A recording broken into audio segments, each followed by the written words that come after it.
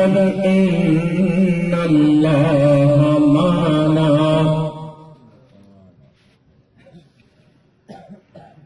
أو كما قال الله تبارك وتعالى في القرآن المجيد والفرقان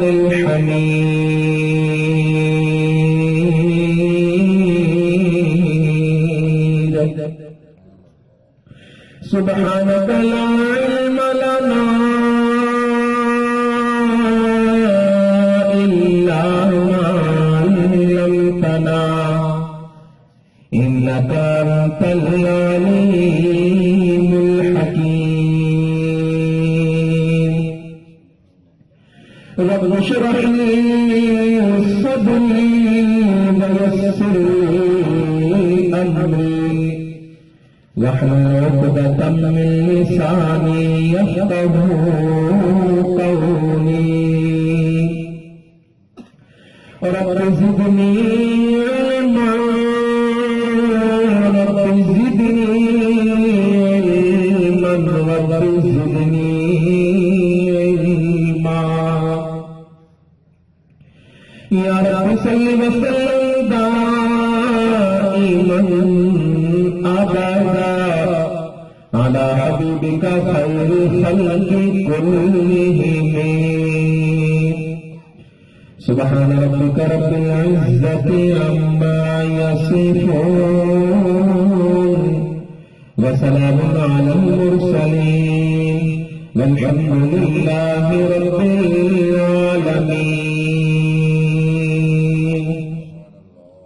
العالمين يا إلهي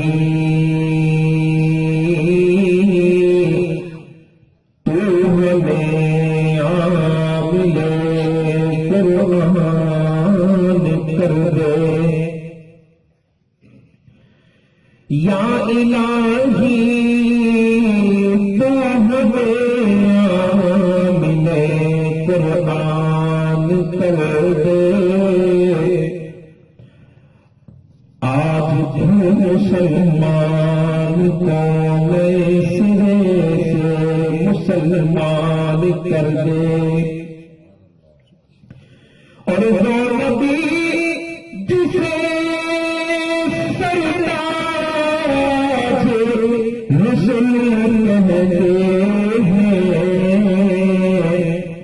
اس امت کو ذرا تاکہ سلمان کر دے یا الہی آج تو صدیق سا امام پیدا کر عمر فاروق سا کوئی جلیل انسان پیدا کر اور جہاں سے جو حیا ہو وہاں آسمان پیدا کر علی المرتضی شور خدا کی آن پیدا کر کسی کی سر بلندی میں کوئی تو راز ہوتا ہے کسی کی سر بلندی میں کوئی تو راز ہوتا ہے سمجھ میں نہ آئے جو وہی اعجاز ہوتا ہے اور جہاں پہ ختم ہوتی ہے حد حسن یوسف کی وہیں سے حسن محمد کا آغاز ہوتا ہے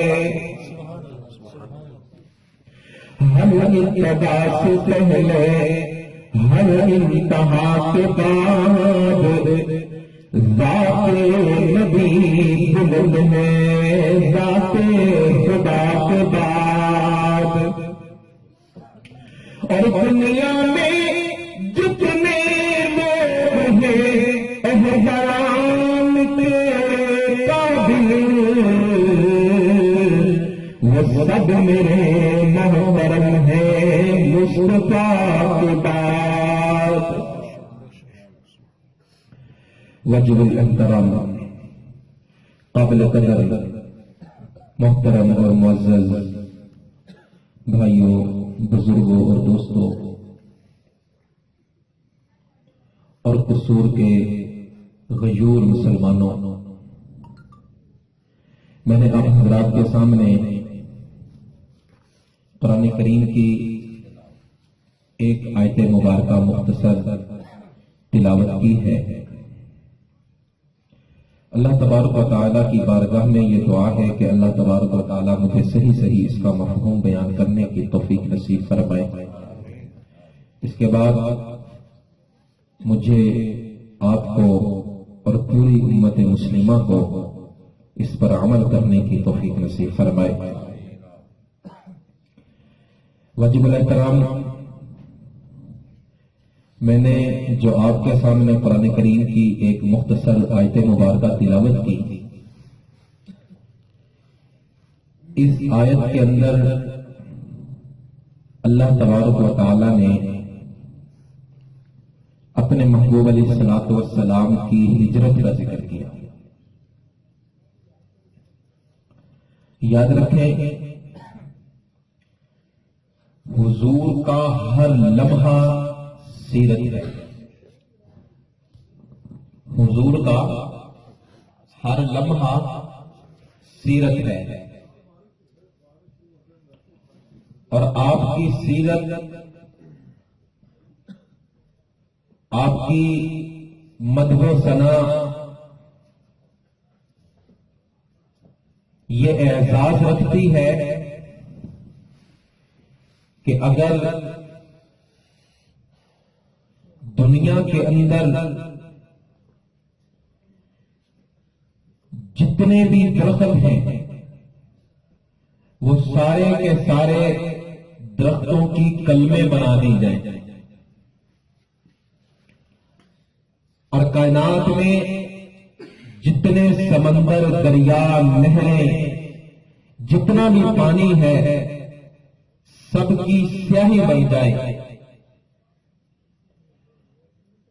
اور پھر لکھنے کے لیے ساری دنیا کے انسان، ساری مخلوقات، حتیٰ کہ آسمانوں سے فرشتے بھی اتر آئے،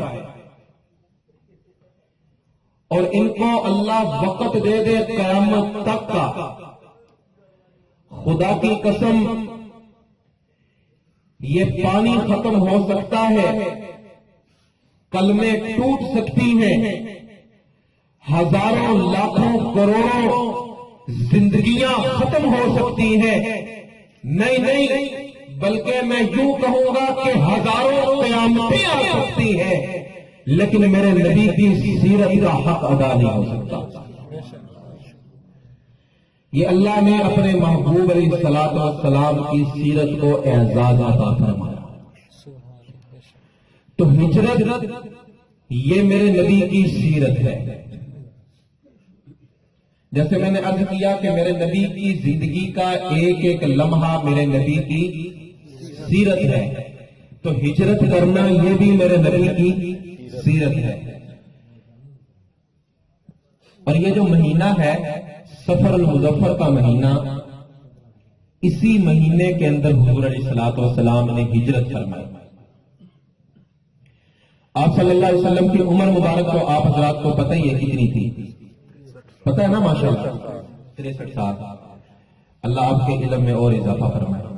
آپ صلی اللہ علیہ وسلم کی عمر مبارک تھی 63 سال. آپ صلی اللہ علیہ وسلم کو نبوت کتنے سال میں ملی؟ 40 سال. سارے بولو بھائی، سب کو پتا ہے نا؟ سارے بولو بھائی، کتنے سال میں؟ 40 سال کی عمر میں آپ کو نبوت ملی. 40 سال کے بعد، نبوت کے بعد حضور صلی اللہ علیہ وسلم نے مکہ کے اندر کتنا وقت گزارا؟ 13 سال. کتنا؟ 13 سال. 13 سال مکہ میں گزارے. پھر 13 سال مکہ میں گزارنے کے بعد 10 سال مدینہ میں گزارے. تو ٹوٹل آپ کی زندگی مبارک 63 سال کی. قبل قدر 40 سال کی عمر میں آپ کو نبوت عطا کی گئی. جب تک آپ کو نبوت نہیں ملی تھی، نبی تو نبی ہی ہوتا ہے، وہ چاہے بچپن میں ہو، چاہے جوانی میں ہو، چاہے بڑھاپے میں ہو. ہاں، نبوت کا اعلان آپ نے 40 سال کی عمر میں کیا، لیکن آپ نبی تو اول ہی سے تھے. نبی تو اس وقت تھے جب میری اور آپ کی روح کو بھی اللہ نے پیدا نہیں کیا. مانتے ہیں آپ؟ نبی تو اس وقت بھی تھے جب یہ زمین بھی نہیں تھی، آسمان بھی نہیں تھا.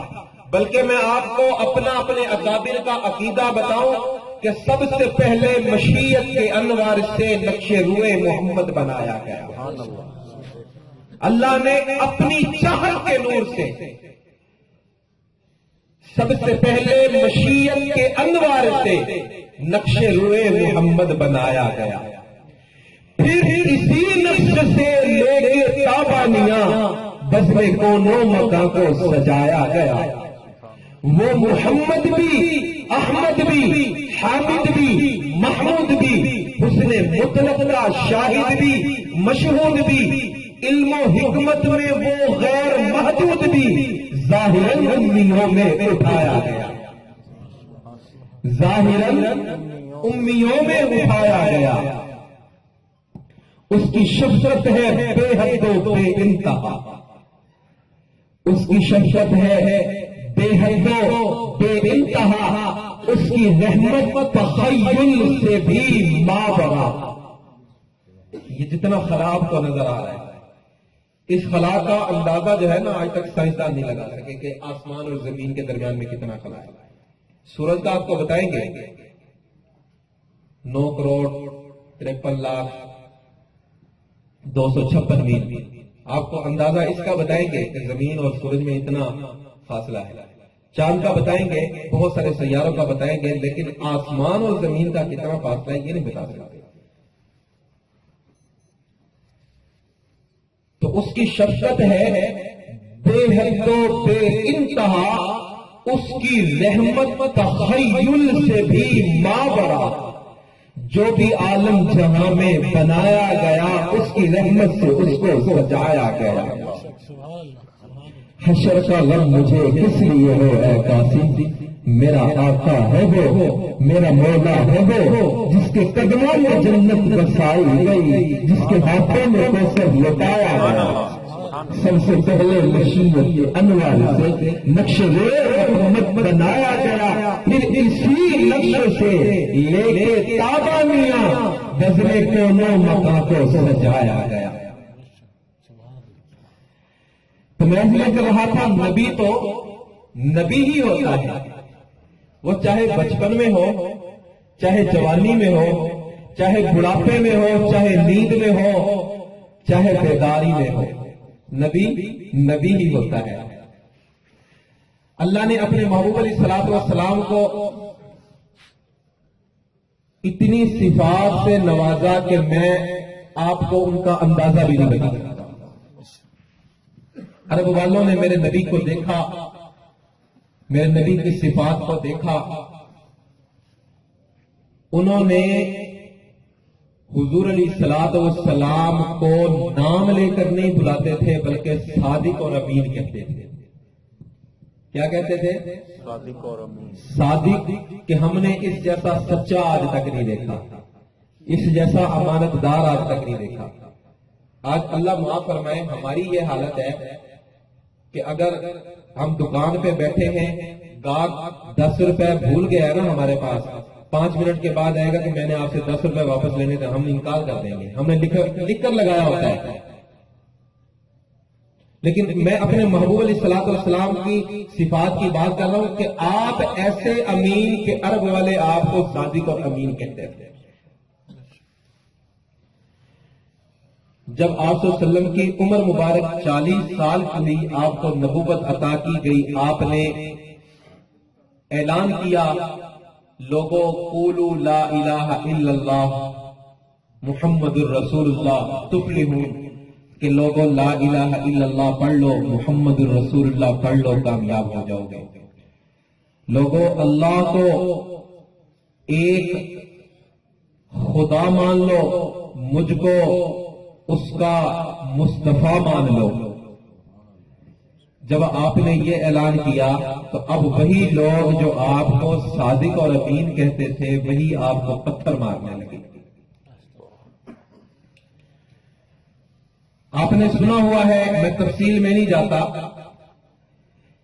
وہی لوگ جو آپ کو صادق اور امین کہتے تھے، وہی لوگ کہ جو مکہ سے تجارت کے لیے قافلے جاتے تو ان سے سامان نہیں خریدتے تھے کہ جب تک وہ نوجوان نہ آ جائے جس کو لوگ محمد کہتے ہیں، اس وقت تک ہم کسی کا سامان نہیں خریدیں گے، اور سب سے پہلے خریدیں گے تو اسی سے خریدیں گے۔ وہ لوگ جو پہلے صادق اور امین کے لقب سے پکارتے تھے، جب آپ نے نبوت کا اعلان کیا تو وہی لوگ اب آپ کو پتھر بھی مار رہے ہیں، کہیں آپ کو گالیاں نکال رہے ہیں، کہیں آپ کو مجنون کہہ رہے ہیں، کہیں ساحر کہہ رہے ہیں، کہیں دیوانہ کہہ رہے ہیں، کہیں آپ کے پاؤں کے نیچے چانٹے بچھا رہے ہیں، کہیں آپ کے سر پہ کوڑا پھینک رہے ہیں، کہیں نماز کے اندر آپ کے سر مبارک پہ گندی اوجھلی ڈال رہے ہیں، کہیں آپ کی بیٹی کو طلاق دی جا رہی ہے۔ وہی لوگ جو پہلے آپ کو صادق اور امین کہتے تھے، جو محبت کے دعوے کرتے تھے، آج آپ کے دشمن بن گئے۔ لیکن یاد رکھو، قصور کے غیور مسلمانوں، میرے آقا علیہ الصلوۃ والسلام جو مشن لے کر آئے تھے، آپ نے اس مشن کو نہیں چھوڑا۔ چاہے لوگوں نے جو بھی کیا، آپ نے مشن کو چھوڑ دیا۔ اگر مشن کو چھوڑا ہوتا تو آج ہم یہاں جمع نہ ہوتے۔ تو میرے آقا علیہ الصلوۃ والسلام نے سب کچھ برداشت کر لیا، لیکن مشن کو نہ چھوڑا، مشن پہ لگے رہے۔ تو اللہ نے ابو بکر کو میرے نبی کے قدموں میں بھیج دیا۔ ابو بکر اس وقت تک ابو بکر تھا، لیکن نبی کے قدموں میں آیا تو صدیق اکبر بن گیا۔ مشن میں لگے رہے تو اللہ نے عمر کو بھیج دیا۔ جب تلوار لے کے سر لینے آیا تھا، سر اور تلوار چھوڑ کے میرے نبی کو سر دے کے چلا گیا کہ محبوب آپ کے قدم ہوں گے، عمر کا سر ہوگا۔ عمر پہلے عمر تھا تو اللہ نے فاروق اعظم بنا دیا۔ مشن میں لگے رہے تو اللہ نے عثمان جو مکے کے بڑے تاجروں میں شمار تھا، تاریخ کی کتابوں میں آتا ہے کہ 300 لوگ آپ کے نیچے کام کرتے تھے، اتنے بڑے تاجر تھے آپ۔ تو اللہ نے اس عثمان کو میرے نبی کے قدموں میں بھیجا تو آپ کو اللہ نے ذی-نورین بنا دیا۔ کس کے قدموں کے صدقے؟ بولو، کس کے قدموں کے صدقے؟ حضور صلی اللہ علیہ وسلم کے صدقے۔ جو نہیں بولے وہ بھی ذرا بول لیں۔ حضور کے صدقے، محبت کے ساتھ، کس کے صدقے؟ حضور کے صدقے، حضور کے قدموں کے صدقے۔ کس کے صدقے؟ حضور کے قدموں کے صدقے۔ تو علی جو چھوٹا سا بچہ تھا، جس کی کوئی پہچان نہیں تھی، اللہ نے اس علی کو میرے نبی کے قدموں میں بھیج دیا اور حیدر قرار اور شجاعت کا بادشاہ بنا دیا۔ خیبر کے موقع پہ سینکڑوں صحابہ لگے ہیں، خیبر کا دروازہ نہیں ہل رہا ان سے۔ علی آئے اور اکیلے نے وہ خیبر کا دروازہ جو سینکڑوں سے ہل نہیں رہا تھا، توڑ کے دکھا دیا۔ تو اللہ نے علی کو شجاعت کا بادشاہ بنا دیا۔ تو عرض یہ کر رہا تھا، نبی نے اپنے مشن کو نہیں چھوڑا۔ تو حضور علیہ الصلوۃ والسلام مشن میں لگے رہے، صحابہ قدموں میں آتے رہے۔ ادھر صحابہ نبی کے قدموں میں آ رہے تھے، ادھر ابو جہل کو درد ہو رہی تھی۔ کہیں امیہ کو تکلیف ہو رہی تھی، مکہ کے سرداروں کو، مشرکین مکہ کو تکلیف ہو رہی تھی کہ کہیں ہماری حکومت ختم نہ ہو جائے، اور دن بہ دن نعوذ باللہ کہنے لگے کہ حضور صلی اللہ علیہ وسلم اپنے مشن میں آگے بڑھتے جا رہے ہیں، ایسا نہ ہو کہ ان کی بادشاہت ہو جائے، ان کی سرداری آ جائے اور ہماری سرداری ختم ہو جائے۔ لہذا مکہ کے اندر ایک مقام ہے دار الندوہ جس کا نام ہے۔ دار الندوہ کے اندر ایک میٹنگ بلائی گئی۔ مشرکین مکہ نے دار الندوہ میں ایک میٹنگ بلائی، انجمن مشرکین لمیٹڈ۔ اب اس میٹنگ کے اندر بڑے بڑے کافر، بڑے بڑے سردار آئے،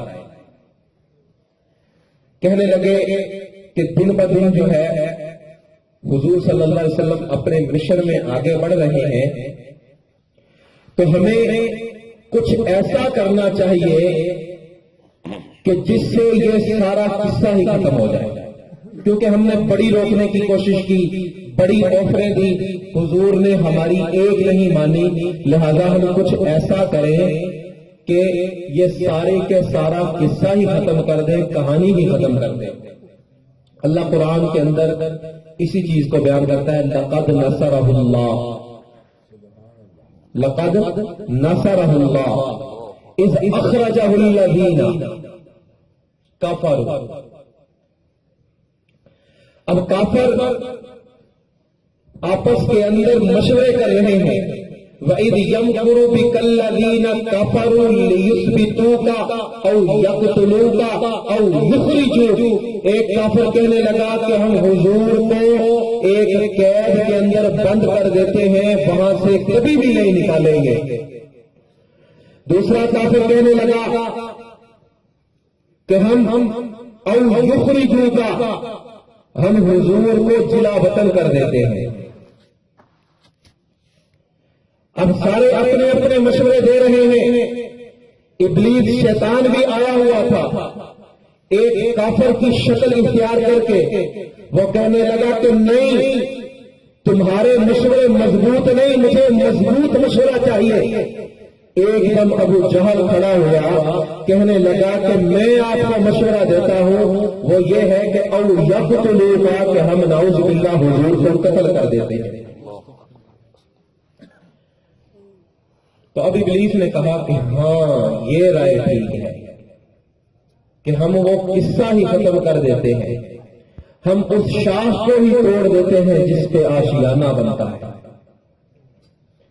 اللہ فرماتے ہیں وَإِذْ يَمْكُرُ بِكَ الَّذِينَ كَفَرُوا لِيُثْبِتُوكَ أَوْ يَقْتُلُوكَ أَوْ يُخْرِجُوكَ، کہ وہ لوگ جو میرے نبی کے بارے میں تدبیریں کر رہے تھے کہ آپ کو قتل کر دیا جائے، یا آپ کو جلا وطن کر دیا جائے، یا آپ کو قید و بند میں ڈال دیا جائے، اللہ فرماتے ہیں وَيَمْكُرُونَ وَيَمْكُرُ اللَّهُ، ادھر وہ تدبیریں کر رہے تھے، ادھر محمد کا رب تدبیر کر رہا تھا۔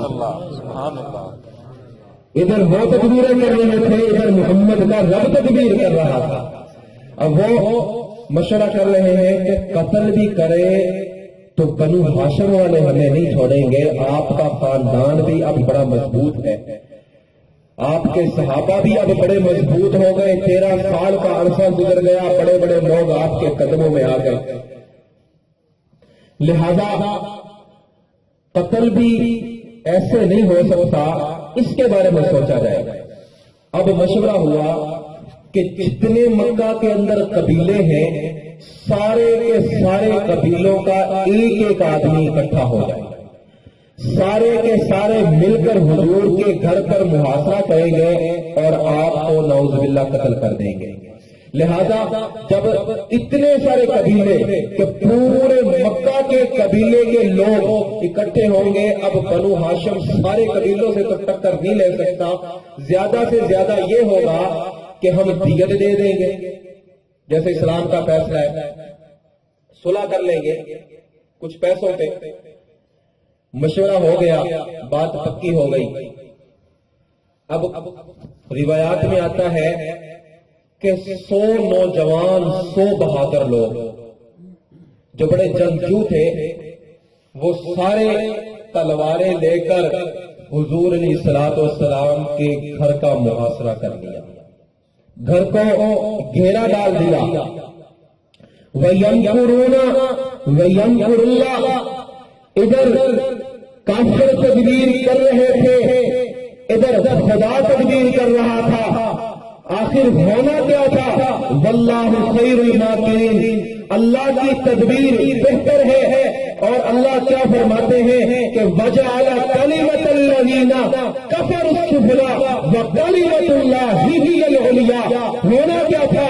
جو کافر کہہ رہے تھے ان کی بات نیچے رہ گئی، وَكَلِمَةُ اللَّهِ هِيَ الْعُلْيَا، اور اللہ کے کلمات بلند و بالا ہو گئے۔ وہی بھیجنی محبوب چاہ،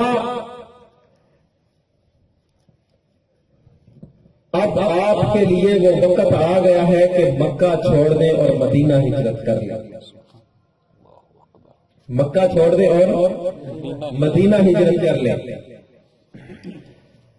حضور علیہ الصلوۃ والسلام نے رات کا وقت ہے، علی کو سلایا اپنی چارپائی پہ، علی سو جا، سبز رنگ کی چادر اپنے اوپر اوڑھ لے اور سو جا۔ یہ جو امانتیں ہیں میری، یہ امانتیں اپنے پاس رکھ لے، میں جا رہا ہوں، میرے بعد تو بھی پیچھے آ جانا۔ اب جبرائیل آئے کہ یا رسول اللہ حکم آ گیا، ہجرت کا حکم آ گیا، آپ چلیے۔ اللہ کیسے جاؤں؟ چاروں طرف کافروں کا محاصرہ ہے، چاروں طرف کافر موجود ہے۔ محبوب پریشان نہیں ہونا، یہ چاروں طرف کافر اب ہے، تیرا رب ہر وقت ہر جگہ موجود ہے۔ محبوب پریشان نہیں ہونا، یہاں سے ایک مٹی کے مٹھی بھر لے اور ان کے اوپر ڈال دے۔ اللہ ان کے اوپر ایک مٹھی کس طرح ڈالوں؟ سامنے ڈالوں گا، چند لوگوں پر پڑ جائے گی، اللہ بائیں ڈالوں گا، بائیں والوں پر نہیں پڑے گی، بائیں ڈالوں گا، بائیں والوں پر نہیں پڑے گی۔ محبوب پریشان نہیں ہونا، مٹی اٹھانا تیرا کام ہے، ان کی طرف پھینک دینا تیرا کام ہے، ان سارے کافروں کی آنکھوں میں اس مٹی کو ڈال کے ان کو اندھا کر دینا خدا کا کام ہے۔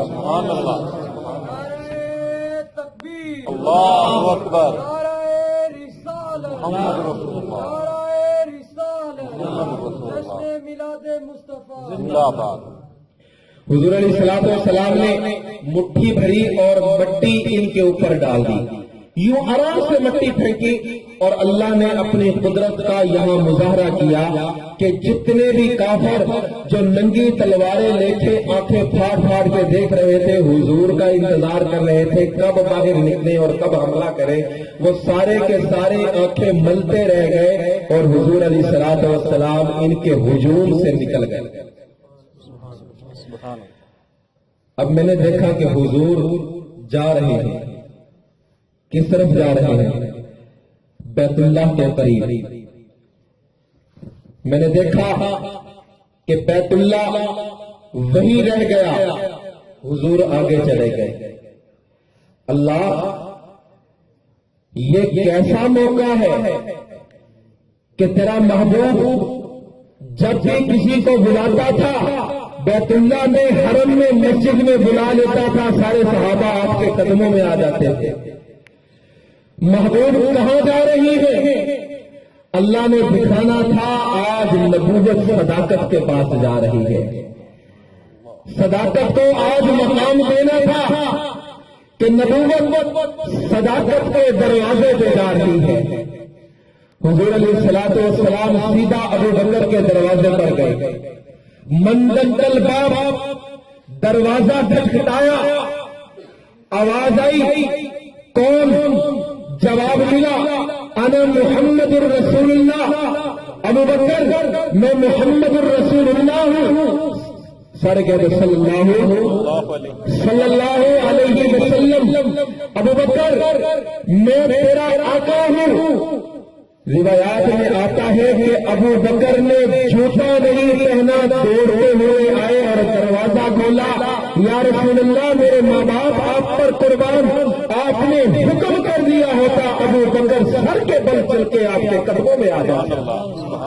فرمایا نہیں صدیق، آج صداقت کو نہیں بلانا تھا، آج نبوت نے صداقت کے دروازے پہ آنا تھا اور کائنات والوں کو بتانا تھا کہ آج صداقت وہ مقام حاصل کرے گی کہ جو نبی کا ہر وقت ساتھ ہے، کل کو اس نے نبی کا خلیفہ بننا ہے اور خلیفہ اول بننا ہے۔ سبحان اللہ، تاجو و تخت ختم نبوت زندہ باد، تاجو و تخت ختم نبوت زندہ باد، شان صحابہ زندہ باد، شان صحابہ زندہ باد۔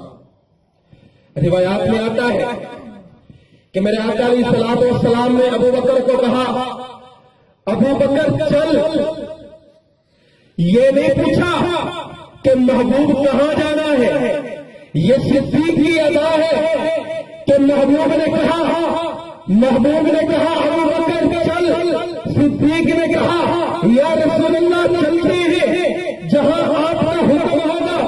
کہا بیٹی ہمارے لیے ذات راہ باندھ دو، ہمارے لیے سامان باندھ دو۔ وہاں پر حضرت اسما بنت ابو بکر صدیق رضی اللہ تعالی عنہا نے آپ کے لیے سامان باندھا۔ حضور علیہ الصلوۃ والسلام نے ابو بکر کے ساتھ وہاں سے سفر شروع کیا اور مکہ سے تقریباً 7 یا 8 میل کے فاصلے پر کوہ طور آتا ہے۔ حضور چل رہے ہیں، ابو بکر بھی چل رہا ہے، پہاڑ آ گئے، ابو بکر دیکھتا ہے کہ محبوب تھک گئے ہیں، محبوب کے پاؤں میں پتھر پڑ گئے ہیں، آپ کے پاؤں میں پتھر لگنے کی وجہ سے پاؤں زخمی ہو رہے ہیں۔ فرمایا یا رسول اللہ، صدیق یہ بات برداشت نہیں کر سکتا کہ محبوب کے پاؤں زخمی ہو گئے، یا رسول اللہ سواری پہ بیٹھ جاؤ۔ ارے صدیق سواری پہ بیٹھنے کا کہہ رہا ہے، صدیق تیرے پاس تو سواری نہیں، کس سواری کی بات کرتا ہے؟ صدیق کہتا ہے ارے سواری نہیں تو کوئی بات نہیں، آج صدیق محبوب کے لیے خود سوار بن جائے گا۔ فرمایا محبوب آج صدیق سوار بنے گا، آج میرے کندھوں پر بیٹھ جاؤ۔ میں قربان جاؤں صدیق، میرے نبی کے کندھوں پہ مہر نبوت، آج صدیق کے کندھوں پہ خود نبوت آ گئی۔ سبحان اللہ، نبی کے کندھوں پہ مہر نبوت، صدیق تیرے پہ قربان جاؤں کہ تجھ پہ خود نبوت آ گئی۔ آج تک کسی نے نبوت کا بوجھ نہیں اٹھایا، یہاں صدیق نے نبوت کا بوجھ اٹھایا۔ سبحان اللہ، یاری دیکھو، صدیق بھی تو پیدل ہی تھا، نکیلے پتھر اگر حضور کے قدموں میں لگ رہے تھے تو صدیق کے قدموں میں بھی لگ رہے تھے۔ پہاڑ کی اونچائی، بلند و بالا پہاڑ، رات کا وقت، ہر طرف اندھیرا ہی اندھیرا، تاریکیاں ہی تاریکیاں، پیچھے دشمن، رات کا اندھیرا، پتھریلی زمین، اوپر سے پہاڑی کے اوپر چڑھنا ایک آدمی کے لیے مشکل۔ صدیق نے نبوت کو کندھوں پہ اٹھایا اور غار کی طرف جانے لگا، پہاڑ پہ چڑھنے لگا، پہاڑ پر چڑھ گیا، پیچھے نہیں رکا۔ میں قربان جاؤں صدیق تیری یاری پہ میں دیکھتا ہوں، رات یہ بھی ہے، رات وہ بھی تھی جس کو لوگ معراج کی رات کہتے ہیں، رات یہ بھی ہے جس کو لوگ ہجرت کی رات کہتے ہیں۔ اس رات بھی ایک ساتھی تھا، اس رات بھی ایک ساتھی ہے۔ میں نے دیکھا معراج کی رات عرشوں کے قریب جا کر جبرائیل کہنے لگا، وہ ساتھی کہنے لگا یا رسول اللہ اس سے آگے ایک قدم بھی رکھا تو میرے پر سارے چل کر رات ہو جائے گا۔ لیکن صدیق قربان جاؤ، सिद्दीक वो यार था जो यार बना तो ऐसा यार बना, यारे मजार भी बन गया तो यारे गार भी बन गया। सुभान अल्लाह। एक वो यार था जो मोड़ का था, एक वो यार है जो तोड़ का है। सिद्दीक यार मोड़ वाला नहीं है, बल्कि कौन सा है? तोड़ वाला। अल्लाह ने फिर सिद्दीक का तोड़ ऐसा बनाया कि आज तक नबी के साथ गुंबद खजरा में सुला दिया। सुभान अल्लाह। और मेरे नबी ने फरमाया कि क़यामत का दिन होगा, हर यही अपने अपने कदमों, अपनी अपनी कब्रों से उठेगा।